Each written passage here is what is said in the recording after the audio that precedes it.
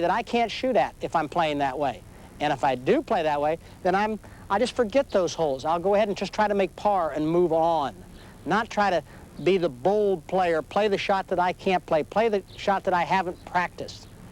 Get the ball in the center ring, get my par and move on. When the pin's in the right and I can be aggressive, go after it. So here's the first one, to the left pin placement.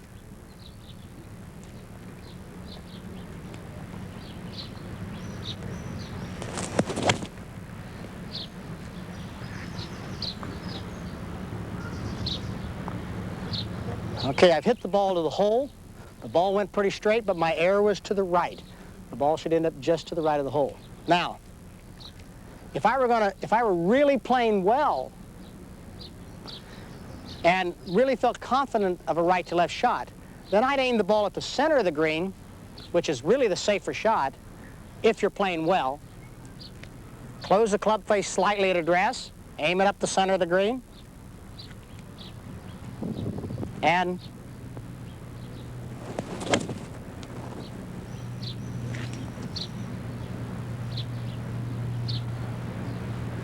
play a little draw and work myself back to the hole. Now, to the right pin placement, that pin's in the back part of the green. I need one more club. So I would take, instead of a 7-iron, I'll take a 6-iron, aim it at the center of the green, and cut the ball back to that pin, using the wind and the shape of the shot to get the ball close.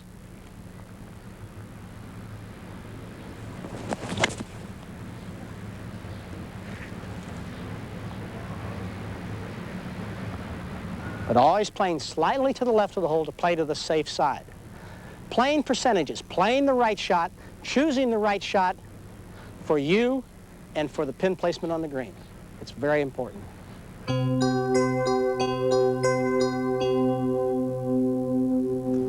Here I think I need to be observant. I've outdriven my playing partner by 2 or 3 yards, so we're both approximately the same distance from the green, and he's going to play first. Now I can learn from him. I just want to sort of quietly look into his bag here, which is perfectly legal, find out what club he's played. Well, he's pulled out a 5-iron. Well, let's see how he hits it.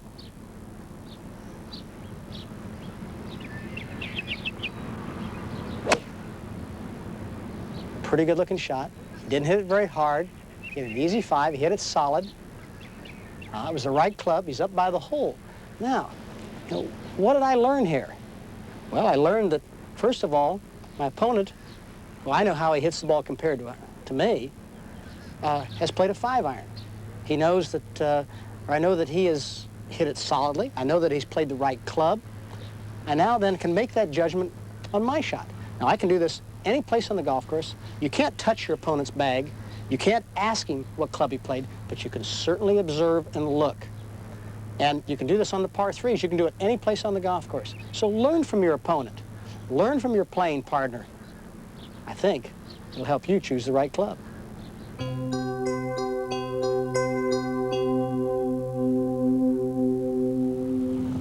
We've talked a lot about all the hazards up around the green, where the bunkers are, where the fat of the green is, where the front of the green, the back of the green, where water might be or out of bounds, or what all our problems could be.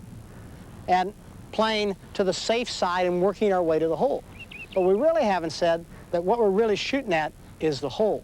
And don't ever lose sight of that, because once you've calculated all the other things about where the fat of the green and the safe side is, the object is to get the ball as close to that hole as you can. So what I try to do is, once I put all those things in my mind, make up my mind what kind of shot I'm going to play, I then focus on where I really want that ball to go, not what all the problems are and what the fat of the green is. I'm going to sit here and focus in that, yes, I'm going to hit it 6 feet left of that hole, let the wind drift it a little bit to the right, and I'm going to focus in on that, get up here. I know the shot I'm going to play. I'm going to make up my mind what I'm going to do. I'm going to say, okay, I'm going to hit this ball with a swing that I know is right before I can change my mind and before I put a negative thought in it. Once I get ready to hit it, then I hit it.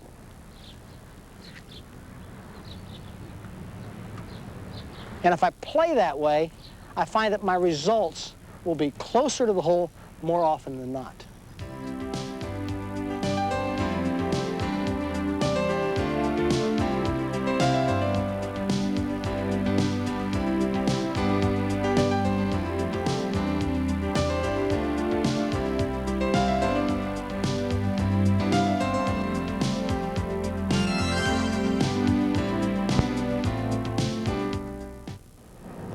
A top professional will usually hit between 12 and 15 greens a round in regulation, but that won't stop him from beating par a lot of the time.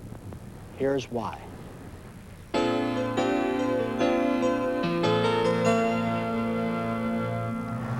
Here we are at the 13th hole at Loxahatchee Club. It's a par 5, and I'm left with about a 40-yard shot here short of the green. I've got maybe 20 yards of green and 20 yards of a fairway in front of me, and the shot has a little bank in front of the hole, maybe 18, 20 feet. So what we're going to talk about today is the sand wedge pitch shot. Throwing the ball up in the air and also taking the ball and hitting it into the bank and bouncing it up. The two shots that I would play around the green with a sand wedge. First of all, the first shot is played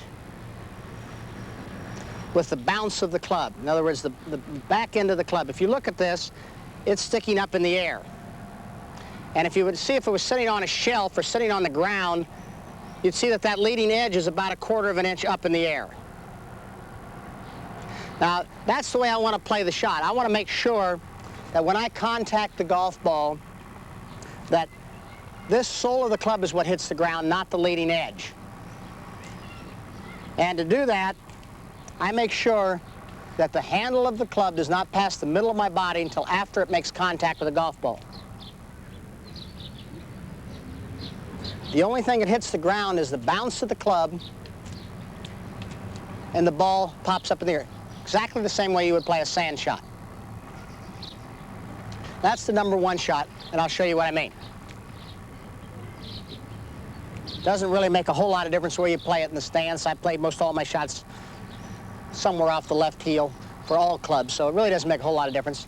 You play it, if you want to hit a little higher, you move it up in the stance. You hit a little lower, you move it back. But it's not really that important. It's where you're comfortable, but your hands are right about even with the golf ball. Club face slightly open, a slightly open club, a slightly open stance. I break the club off the ball. Break my wrists, break the club right up in the air, and release the club from here so that my hands remain in this position here, and the club is released up and under. So here we are, picking it up and under. One more time. Here, hands even, head remains in position. Contact the ball with my hands here.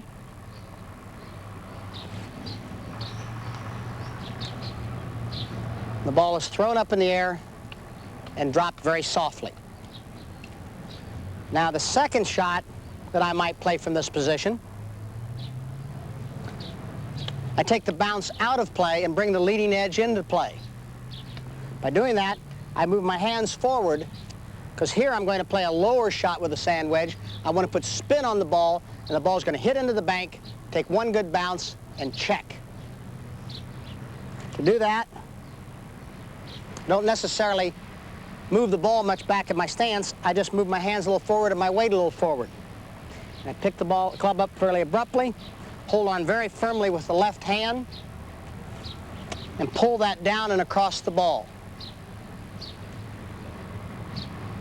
And that drives the ball a little lower.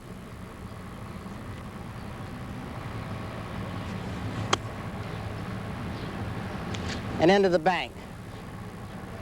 I'll show you one more time. I just move my hands a little forward and my weight a little forward. And I pick the club up fairly abruptly and pull that down and across the ball. Ball pops up and then checks. Hits into the bank and checks up. You notice that I took a divot with the second one. That's because the leading edge gets into the ground. Club went right down in there and picked that divot right up. With the first shot, there is no divot because the leading edge doesn't get into the ground. Both shots are effective shots. Both shots are good shots. Half the fellas play the soft shot. The other half of the fellas on the tour might play a spin shot. I think you choose the one of your preference. They're both very effective.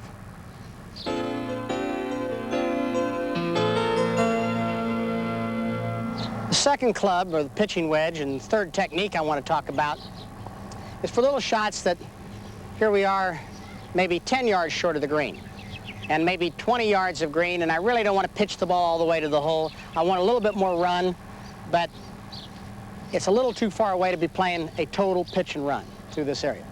So with a pitching wedge, I might play a couple of different kinds of shots, but basically I'm going to play just a normal golf swing.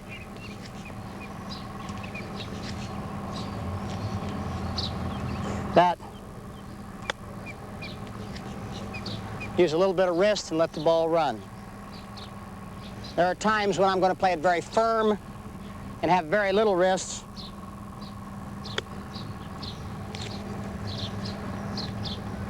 And I think it's really a preference to you. Which way do you feel comfortable? I see a lot of fellows go out on the tour and they just sit there and they pick the club right up, never move their hands. They leave their hands right there. Play the shot that way. Other fellas never break their wrists at all. They're just right back, right through. I don't think it makes a lot of difference which way you play it. It's whatever you're comfortable with, whatever works for you. Pitching wedge is sort of a compromise between pitching the ball clear up in the air with a sand wedge and running it totally with a 6, 7, or 8 iron.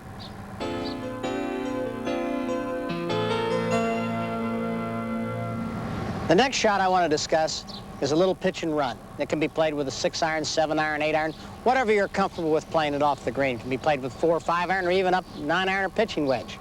But I play this shot a little differently than I do the pitch shots. I change my grip here. I use a putting grip. And what I use is a reverse overlap grip, the same as I use with my putter.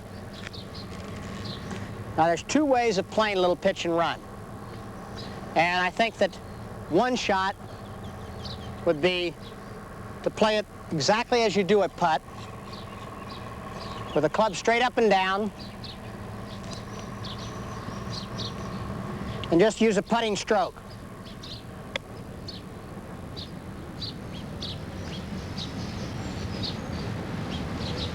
One more time.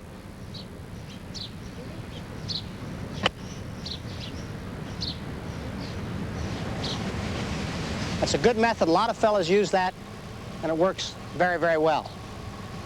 But the method I use, and I think that suits me better under pressure, is that I take the ball and play it right off my right foot, maybe about 6 inches off my right foot. I move my hands well ahead, have the club on the toe of the ground, or the toe of the club on the ground, the heel up, and my weight on my left foot, and try to hit halfway down on the ball, halfway on the top of the ball, not underneath the ball, but on top of the ball, and hit it low and drive it into the ground and make it run. The reason I use this shot is that you can play that shot with any lie. You don't need a decent lie to play it. The other shot, you have a tendency to want to catch it a little heavy sometimes, and the consistency's not as good. So I play the ball back here, pick the club up, hit it down, and make it run like a putter. One more time.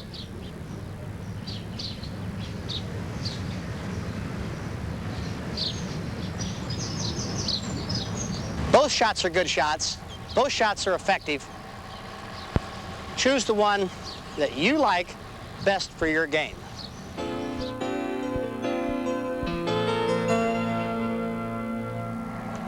The next shot I want to discuss is putting the ball off the green. You might putt the ball from 2 feet off the green, 6 feet off the green, 20 feet off the green.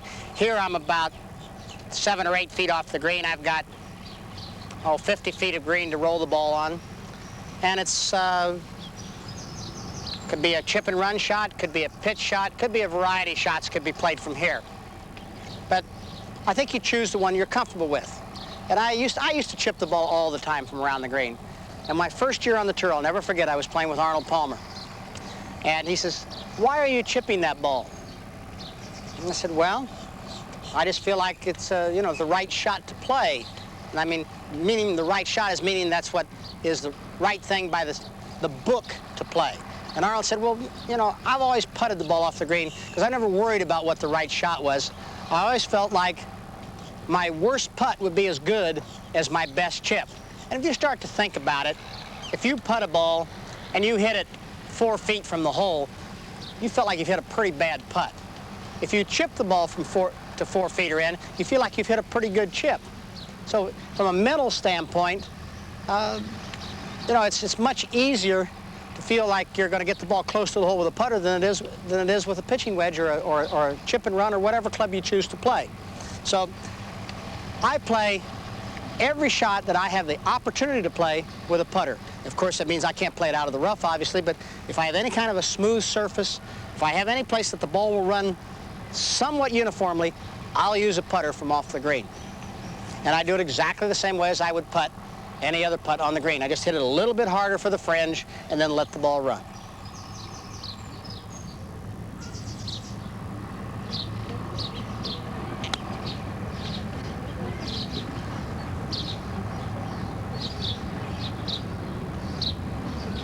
Hit one more here.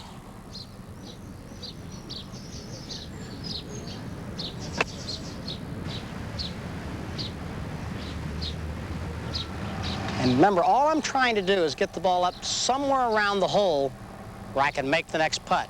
I'm not trying to hold this, although I find that I'll hold far more putts from off the green than I will chips off the green.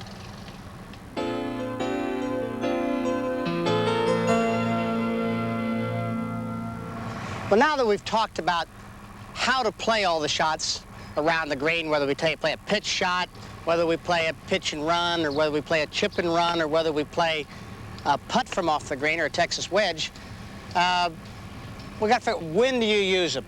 How do you choose which club to play? Well, I suppose that you could ask 100 people and you get 100 different answers of what their favorite shot is. And that's really the whole crux of this issue, is that what is their favorite shot? What is your favorite shot? Which shot do you feel you can play the best? I think of one of these shots, you've got to try and master, because when you really need a shot, you've got to be able to play it.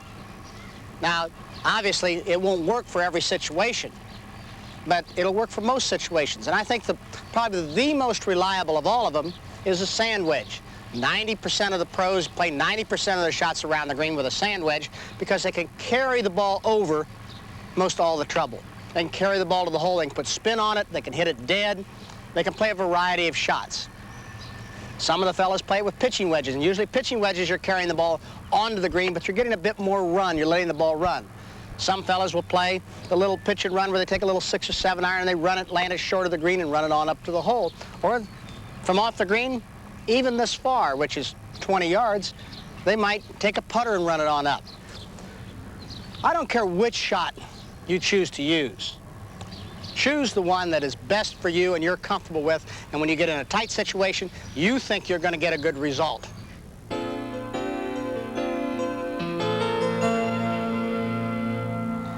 I said before that if you can putt the ball off the green, it's the best way to get the ball close to the hole.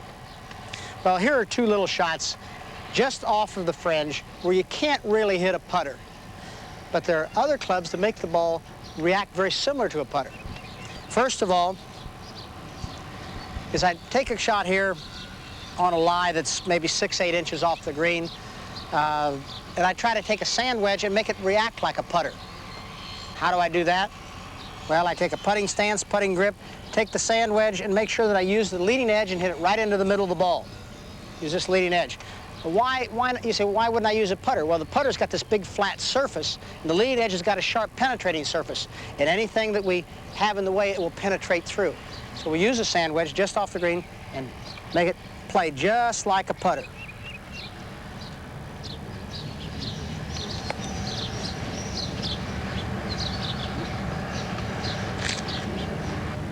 One more time.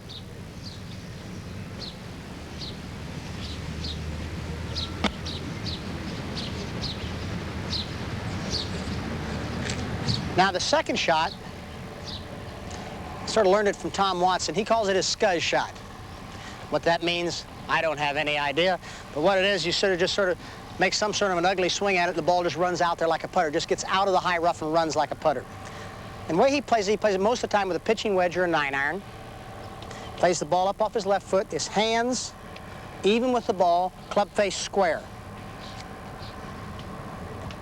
Takes a very low swing rather than an abrupt swing, and makes sure that his hands and club continue through the ball. It's not hitting down on the ball, but you never turn the club over unless you want to make the ball run. But most of the time you want to make run for a long distance. You make the ball run very softly by coming out with a very square face.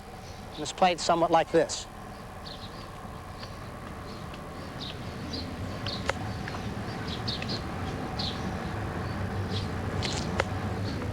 Those are two very useful shots around the green that try to make the ball react like a little chip shot or a putt. And I think they'll be very helpful in helping you get a lower score.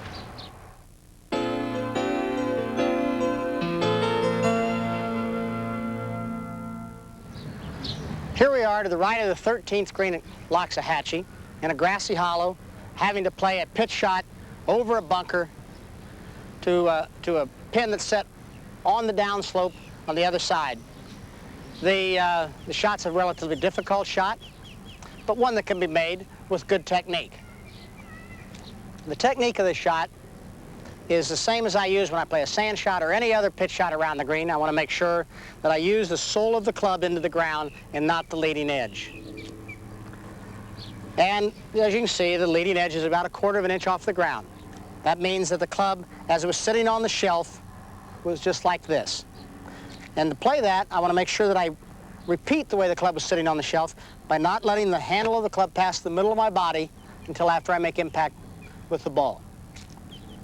Okay, here's a good lie and a bad lie. Really doesn't make a difference what kind of lie you have, because the sole of the club, whether it hits at the ball, an inch behind the ball, 3 or 4 inches behind the ball, it's going to slip the club right under that whole ball turf area, and you really are going to produce a pretty good shot. The only thing that makes a difference is how much grass do you have behind the ball. No different than when you play a sand shot. How much sand do you have behind the ball? That determines on how hard you hit the golf ball. Okay, let's play the first shot here with a good lie. I play the ball basically somewhere up on the left foot, that may be up near the toe to the instep. Keep my hands even or behind the ball, slightly open club face. I break my wrists off the golf ball, get the club head up into the air, release the club so that the handle of the club doesn't pass the middle of my body. I then open the club face as I go through by opening my body. I let my body rotate open with a shot, just as though I'm taking the club, pitching it with a softball, or pitching a softball, or taking and serving a platter to somebody. It's just sort of very softly underneath the ball. Hit it somewhat like this.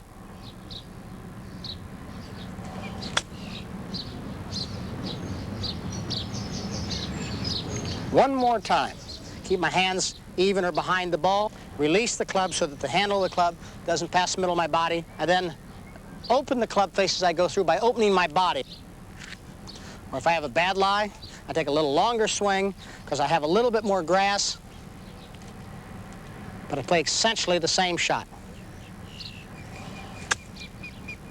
Pop the ball up in the air, hit it, and it rolls fairly softly. And again, I take a little longer swing, release the club so that the handle of the club doesn't pass the middle of my body. It's just sort of very softly underneath the ball. It's just one shot, one technique for all situations. Sure, there's going to be some situations it doesn't work on, and you have to improvise a little bit, but basically this will work for about 95% of the shots that you have.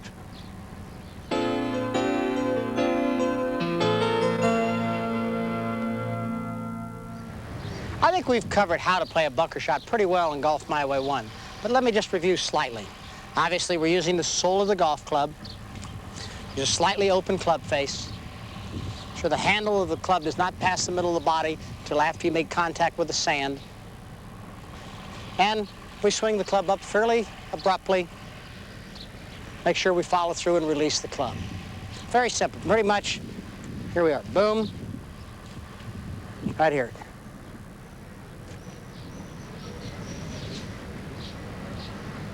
Up and underneath the golf ball. Okay? But the one thing we haven't discussed is the strategy of bunker play. When do we spin the ball? When don't we spin the ball? When do we want to make the ball run? What do we want when we want to do other things? Well, the shot that we have right here, I've got a fairly steep bunker. I've got a bit of a downslope. The pin's relatively close. Not a particularly easy bunker shot.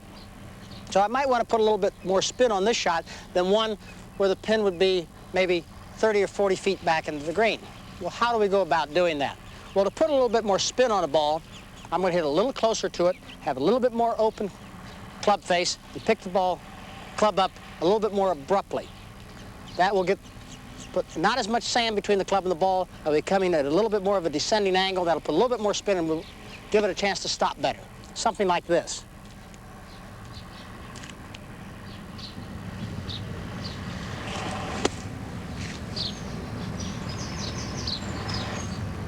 One more time. I'm going to hit a little closer to it, have a little bit more open club face, and pick the ball, club up a little bit more abruptly. That will put not as much sand between the club and the ball. It'll be coming at a little bit more of a descending angle. That'll put a little bit more spin and will give it a chance to stop better. Now, the next shot I might want to play is if I've got a lot of green. And I'll go ahead and use it here on this situation. The ball might run by the hole. But if I'm going to make the ball run a little bit where I have more green, then I won't open the club face quite as much. I won't pick up the club quite as much. And I'll hit a little further behind the ball. And you use that when you want the ball to release and run a long distance. A little squarer through the ball. Ball comes out, releases and runs. And again, I won't open the club face quite as much. I won't pick up the club quite as much. And I'll hit a little further behind the ball. Ball comes out, releases and runs.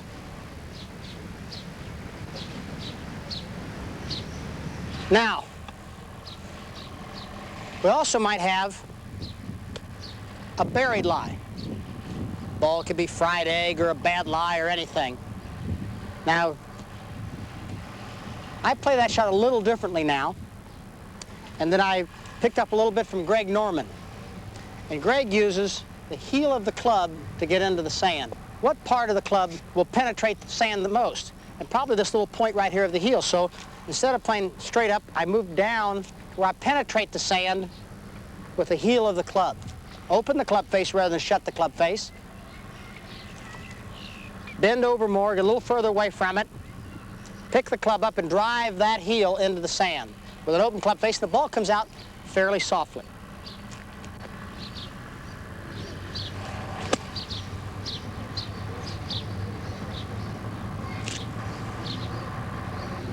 And again. Open the club face rather than shut the club face. Bend over more, get a little further away from it. Pick the club up and drive that heel into the sand. Make sure we follow through and release the club. Runs up to the hole. It's a very useful shot. I think to think about the shot that you have, how much green you have, how much of a bank you have, if you want to have to hit the ball up in the air. In other words, on a bank like this, I might have to get the ball up in the air.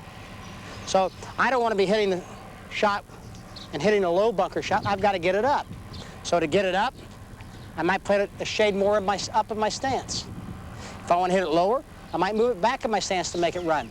All these things are part of bunker strategy, and the only way that you're going to find out how you play bunkers is to get out and fiddle around with it. Get in the bunker, try different situations, try to make the ball run, try to make the ball spin, play a few buried lies, find out what works for you.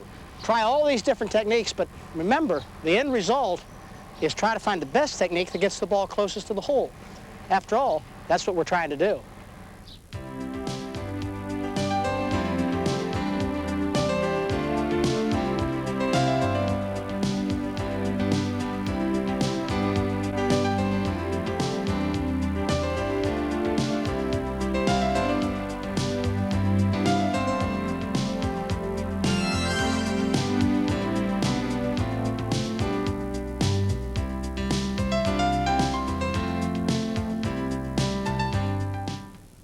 Putting isn't quite 50% of golf, but it almost is. Thinking things out before you stroke pays off just as much on the green as it does getting there.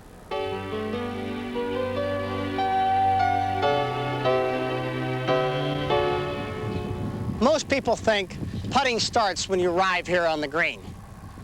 Not so. Putting really starts when you're right back there on the tee. Finding out where the pin is, finding out where I want to hit my tee shot, finding out where I want my second shot to go, finding out, how can I hit my second shot underneath the hole to leave myself in the easiest possible place to putt. We play practice rounds during golf tournaments, and you're playing your home course all the time. Look around you, observe, see where the drainage of the green goes, see where you've got your uphill slopes, see where your tough pin placements are, see where your easy pin placements are, see whether it makes a difference whether you're by the hole or short of the hole or to the right of the hole or the left of the hole. Assess all the situations. Put that in your mind when you're back there on the tee. And if you have the ability to be able to stand on the tee and see where the pin is, then you sort of have some idea where you might want to play your tee shot to get the best advantage, to get in the best place on the green for your second shot, to be able to putt from the right area. All this is part of strategy of playing a golf hole. Leave your ball in the place that you can best make a putt. I mean, it's very important. I look around me and I see the grain on the green. I see you can check by the color of which way the grass is going. I find out what side of the green I don't want to miss the ball on, where I have no chance for recovery. Now that part of the green might be all right under another day with another pin placement. But you have to assess all the situations, put it all together. And when you get done with it, you can play a more intelligent, more strategic, and more successful round of golf. When I get to the green, I look at the putt I have, look at the grain, look at the slope from behind the ball, and then walk around the side of the putt, check the slope on the side here, look at the cup, see what kind of an angle it's sitting, walk around behind the ball. Sometimes I find a little different break here than I found from the other side. I look at it, walk back around this side. Now, check the cup, check the slope. I can do this while my other playing partner is putting, while he is lining up his putt. I mean, the thing is, you don't want to waste a lot of time doing this. You don't want to hold everybody up by surveying the whole situation. But you want to make sure that you know what to do with a putt when you get up to it. You want to develop that routine so that when you stand behind here and get that last look at the putt and you walk up, you know what you want to do, you know where you want to hit it, you know what your chances are of making it, whether you feel comfortable. You want to get a good, positive thought in your mind. You want to say, okay, I'm 5, 10, 13, 14 feet from the hole. That's what I look like I have here. I've got maybe 4 or 5 inches of break to the right of the hole. It's a little uphill. I can be firm with it. I can give it a good run because the ball's not going to run very far by the hole. My chances of three putting are very small. I certainly don't want to leave it short because I've got a putt that's very makeable.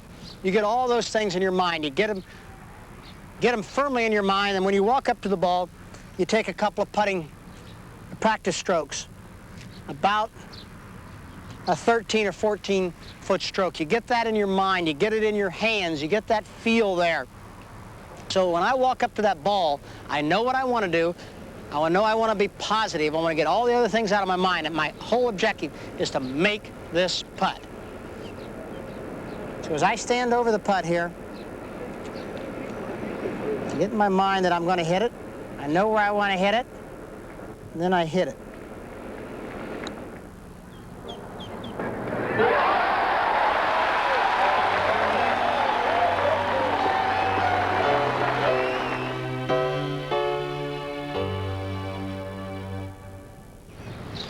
Grain influences all putts, no matter where you are.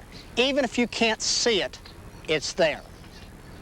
And it's different in the northern part of the United States versus the southern part of the United States. If you're putting on bent grass greens in the northern part of the United States, or even if you have bent grass in the south, the grass always grows towards the drainage. Find out your general drainage of your property, and that's going to be your dominant grain. Then you look at the green and see where the drainage on that green goes. And that combination is going to be probably where most of your putts are going to break. You go to the southern part of the United States and you have Bermuda grass greens. You look for the setting sun, and the setting sun is generally in the southwest. So if you're putting in the summertime on Bermuda grass greens, you're going to break towards the southwest. You can count on that. So remember, drainage in the northern part of the United States, southwest for Bermuda grass greens.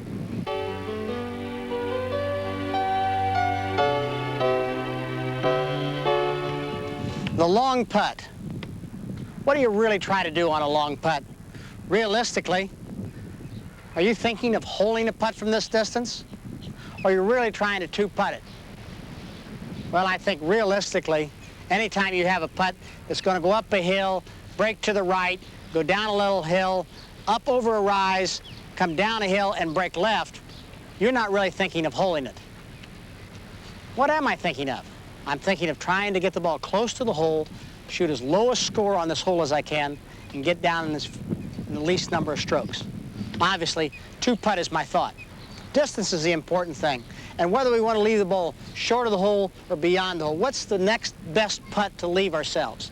I mean, in this particular putt here, it really doesn't make any difference whether you're a little short or a little beyond, but so we try to work on either leaving it somewhere in the area of 4 feet short of the hole to 4 feet beyond. I've got 8 foot to hit it in here. And so I've got sort of like a big old bucket up there to hit the ball in. And I think about it, and I'm a little uphill. I'm a little bit probably into the green. The drainage comes off the green, so I'm going to have to hit it pretty hard. Actually, the wind's coming. The wind is definitely a factor in putting. The wind's coming a little bit right to left, so it's not a big factor on this particular putt, but sometimes it is. So we want to think about all those things, but when we get up to the ball, I want to make up my mind what I want to do. Make up my mind that I'm going to hit the ball just left of the hole because it's got a left break, then a right break, and then back to the left. I'm going to look at it and say, okay, I've got 10 foot, 20 foot, 30 foot, 40 foot, 50 foot. It's about a 60-foot putt. I'm thinking 60 foot. I want to get that feel in my putting stroke right here. I've got 60 feet I'm thinking about. Once I've got that in my mind, once I know what I want to do, I want to get up and make a positive stroke and try to make sure I hit it that right distance.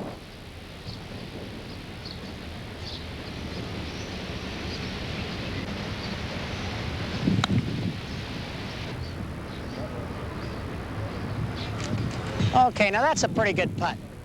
A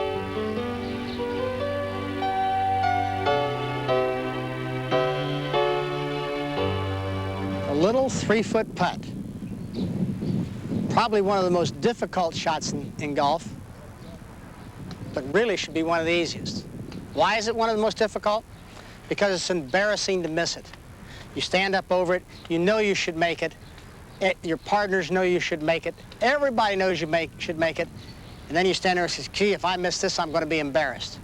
Well, what you do is you take your mind off of what you're doing. Put your mind on making this putt.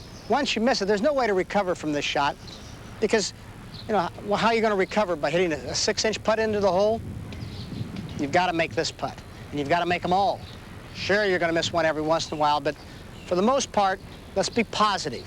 And what I try to do is I have 4 different putts here. I have an uphill, a downhill, a right to left, and a left to right break. And what I do is I pick a spot on that hole that I'm going to try to hit the ball, and I try to drive it into that spot. When I'm putting that uphill putt, I pick the back of the hole dead center. If it's a straight putt, that's where I want to hit it. If I'm putting the right to left putt, I pick a spot, let's just say it's the top of the cup. That's where I want to hit the ball. If I have this downhill putt, I pick the front edge of the hole because the ball is going to continue to roll. And I pick that spot at the front edge, and I try to hit it to that front edge spot. And the left to right putt, I try to take that. If I'm going to pick the spot at the top of the hole here, that's the spot I hit. I want to aim it and hit it at that spot.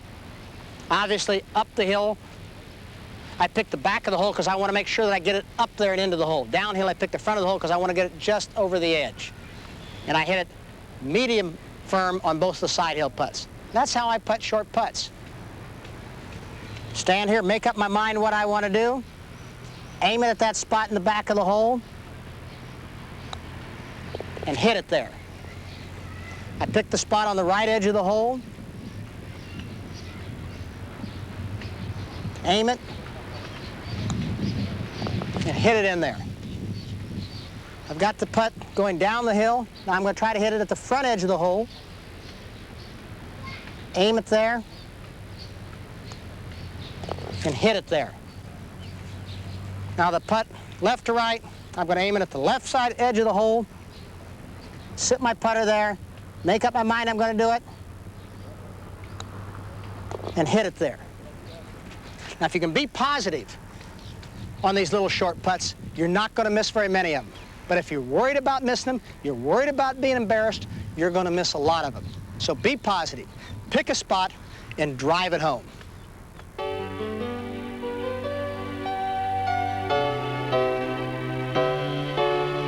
To close this putting segment, you know, it's just as important to have a stroke as all the strategy in the world. Now, I think a stroke is a very individualistic thing. I think whether you have a tap stroke, a long, smooth stroke, inside out, outside in, I don't think that makes a whole lot of difference. It's whatever works for you and whatever you're comfortable with and how you can line up best. And people have asked me for years, Jack, why is your head behind the ball? Why is your right arm so low? Why is your right shoulder so low? Why do you not putt with your putter going through the ball low rather than high? Well, it just happens to be the way I line up to a putt and the way it feels comfortable to me. I've tried to putt with my right hand being right dead behind the ball. I started doing that my first year on the tour. A little tip from Jackie Burke back in 1962 really helped me. I was really struggling when I first started, and I was putting with my right hand up on top. I moved my right hand under and immediately started putting well. I dropped my right arm down, my right shoulder, and what it did, it fit with the other part of my stroke, which was my posture, being behind the ball and looking down the line of the target.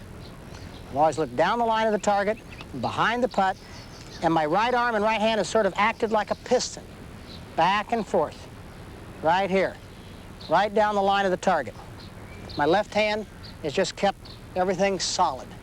Well, that happens to be the way I putt. It really isn't important whether you putt that way or you putt some other way. Whatever way is comfortable for you is going to be the best way for you. Whatever way you can get the ball in the hole is going to be the best way for you.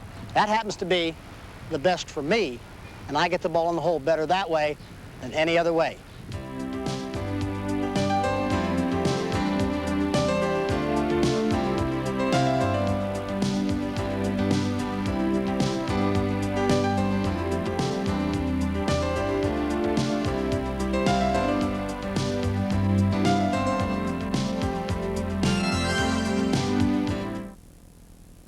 We complain a lot about golf's testing situations and trouble shots, but the challenges they present are really a big part of the game's appeal.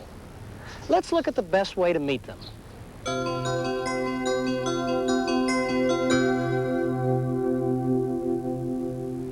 Driving into the wind or with a left or right wind, to me, are the two most difficult tee shots you can hit.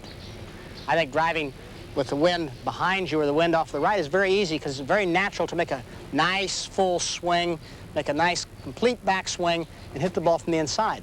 But the natural tendency into the wind and with a left or right wind is to not complete your backswing. Never get your left shoulder behind the ball. I think when I'm here, I'm trying to drive myself here, and I get back, and I only get it back about halfway, and then I come open, and I block and hit the ball out the right. Is that a familiar shot? You're darn right it's a familiar shot. It's a familiar shot for me, too. So when I'm playing with the wind off my left, or I'm playing with the wind in my face, I try to do one thing in particular. I want to make sure that I get well behind the ball with my left shoulder. Get back in here so that I can get a complete release and stay back behind the ball, get the ball in the air. Now, that does another thing for me, too. When I get back behind the ball, I'm going to hit the ball from the inside, which means I'm going to come into the ball at a low angle. When I come into the ball at a low angle, I'm going to hit the ball out with very little spin on it with the driver. If I come with a short swing and come down on top of the ball, I'm then going to put a lot of spin on the golf ball. So I'm going to hit a slice more than likely. With a left or right wind, obviously that's carried off, and into the wind, the ball balloons up in the air. So the object is try to hit the ball with very little spin, drive it through the wind. To drive it through the wind, I make sure that this left shoulder makes a complete backswing.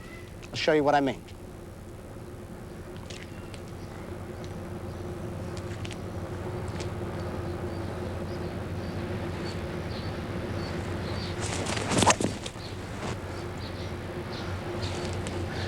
Use this little tip. I think it'll improve your driving.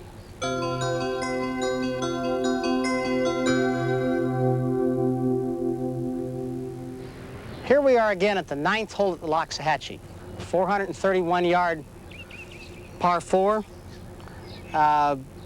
Wind left to right, blowing pretty hard. I kind of find that it's a difficult situation sometimes to keep a driver in the fairway. You'll find that a lot of times when you get a left to right wind, the ball wants to slip away from you. Because a driver, it doesn't put a lot of spin on it. The ball gets up and just sort of slips. And I'll quite often take a 3-wood under those conditions because it's more important for me to hit the ball in the fairway than to worry about distance. So I sit here and think about it. I said, well, can I get a 3-wood out far enough? Yes, the left to right wind is helping a little bit. It's going to hurry the ball on. The driver's going to hit the ground and be moving left to right and move through the fairway. But if I take this 3-wood, I can get a little bit more loft. I can get a little bit more spin on the golf ball. I can drive it into the wind down the left side, and when it hits the fairway, it'll hit a little softer. Yes, maybe I'm going to lose 10, 15 yards, but I'm going to end up in the fairway with a little bit easier shot to the green. So I'll change my tee by moving the ball down a little bit, throw away my driver, aim up the left side of the fairway, making sure I get a good full turn, make up my mind what I'm going to do, and then hit it solid.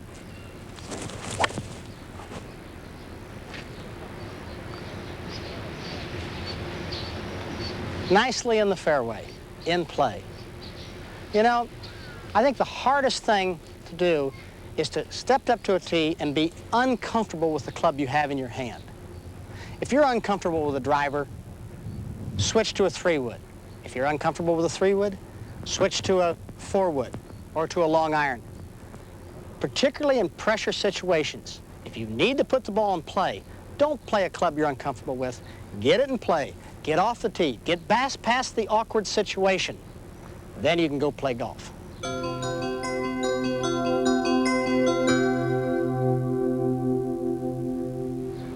Playing into the wind is a very, very difficult situation. The natural tendency is to hit the ball harder. The harder you hit it, the more spin you put on it. The more spin you put on it, the more the wind's going to affect the ball. If you hit it straight, it's going to balloon it. If you hit it with a little slice, it's going to accentuate it going off to the right. If you hit a little hook, it's going to accentuate it going off to the left. Put you in a very awkward position. All these problems are caused by one thing: spin. So, and the harder you hit it, the more spin you put on the golf ball. Now, I'm sitting here at 180 yards from the hole, and I've even accentuated the situation by having an elevated position to play to a lower green. That even makes it tougher because obviously anything that's going to be faded or hooked is going to move further offline because of falling further. Most people will try to take a 5-iron, let's assume the pros, from 180 yards and try to hit it hard into that wind. Well, that spin is going to move the ball all over the place if they don't hit it just absolutely perfectly. So what is the natural thing to do? Go down one club, play a 4-iron, but that still means you're still going to have to hit the ball hard. Quite often, I'll go down to a 3-iron or even a 2-iron sometimes. I've got a 3-iron here in this situation, and what I try to do is take spin off of the golf ball so that the wind doesn't have any effect on the golf shot, and the ball moves through the wind with very little effect. So how do I do that without hitting it too far? Well, if I make this a short golf club, maybe choke it down and maybe make it like a 7-iron length with a 3-iron loft, then I'm going to get about a 5-iron distance. That is the theory. So here we are. I stand up to the ball with my short grip. I want to just take a normal swing, normal golf shot, but move the ball through the wind without spin.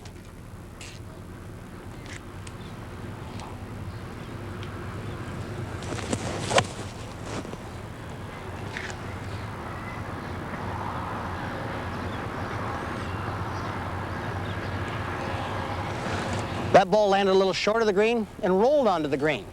How many times do you roll the ball onto the green into the wind? Not very often with spin. But if you don't have any spin, the ball will just go through the wind, hit with very little force on it, and just run. It's a very, very useful shot when you're playing in windy conditions. You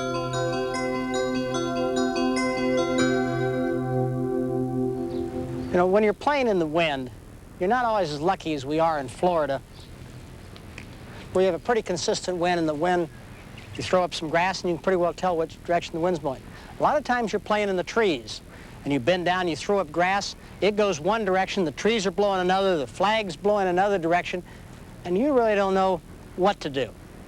Well, one thing that I generally look at are the clouds. Clouds above the trees are going to be generally going in a consistent direction. So I come up, I'll throw my grass up, I'll look up at the clouds. If they're in a consistent direction, then I know that's what the wind's going to do. I think it makes it a lot easier to be able to select your club if you get a general overall flow. Sure, you're going to get fooled sometimes by swirling winds in the trees, but that's a good general thought.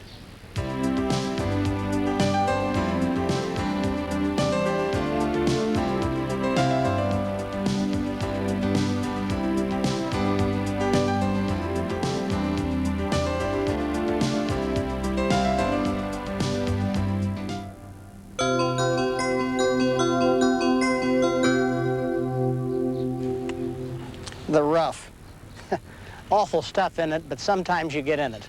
And no matter how well you're playing, sometimes you get a lie like I've got here. You know, the first thing you do is you've got to look at what kind of a shot you've got. I've got about 150 yards left to the green. I've got water to the left. I've got a bunker to the left. I've got a deep valley to the right of the green. I have some fairway short. I have maybe 30 yards that I need to carry the ball in front of me. And I've got a lie that I'm not sure that I can hit 20. I think I just basically should turn around, play the shot out sideways, take my medicine, don't compound my error. I've hit it 35, 40 yards. That's as far as I could hit it. Now I've got 110 yards left. I still have a chance for 4, and probably not going to make any worse than 5.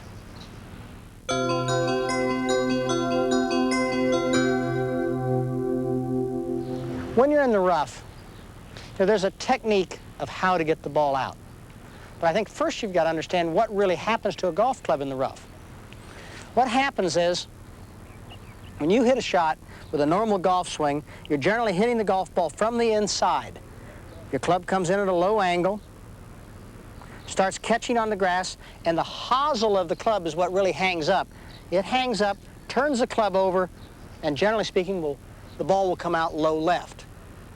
So generally speaking, somebody with a flat golf swing has a very, very difficult time of playing out of the rough. So if somebody with a flat swing has trouble, obviously you must use an upright swing and an open club face to counteract that situation to hit a good shot. So what I try to do is I try to open my club face slightly at address, stand a little bit more upright, pick the club up very abruptly, and cut across the ball slightly, trying to minimize the amount of contact that the hosel is going to get into the grass, and sort of slip the club through the grass and let the ball come out with a slight fade. That's the general idea of how I go play a fade. Now let's try the first shot, and I'll show you in slow motion what's going to happen when you make a flat golf swing out of the rough.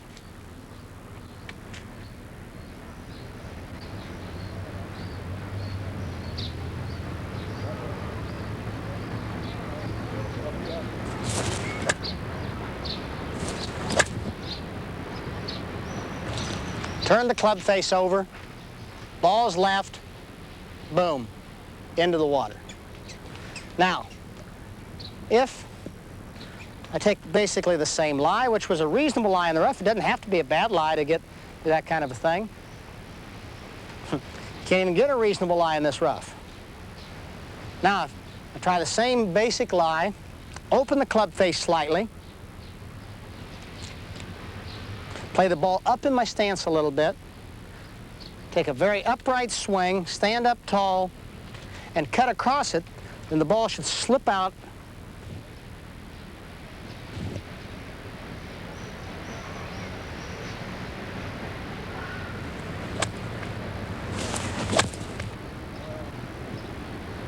and up in the air and fly. And should come down somewhere up around the green. If you apply this method to getting the ball out of the rough, I think you're going to find your recovery shots to be a lot better.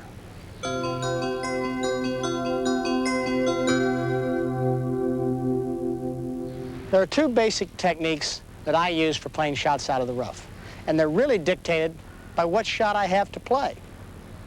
If I can take the ball and carry it all the way in the green, that is my preferred method. And if to do that, I use an open club face, play the ball up in my stance, try to hit it as high as I can, because the ball's not going to have any spin on it, and try to land it as softly as I can on the green. I do that by having an open club face, ball up in my stance, aim slightly to the left of my target, pick the club up to the outside, and cut across the ball and throw the ball up softly. Second situation is that I have a lie that I can't carry to the green, so I have to run the ball. So I have to play a shot that the ball is going to land short of the green and run onto the green. Well, if that's the case, then I still want the ball coming out from an open club face, but I'll play the ball a little further back in my stance. I'll pick it up and I'll hit down on it a little bit more rather than sort of sweeping it or up on it, and make the ball move forward at a little faster pace so that when it hits the ground, it'll run.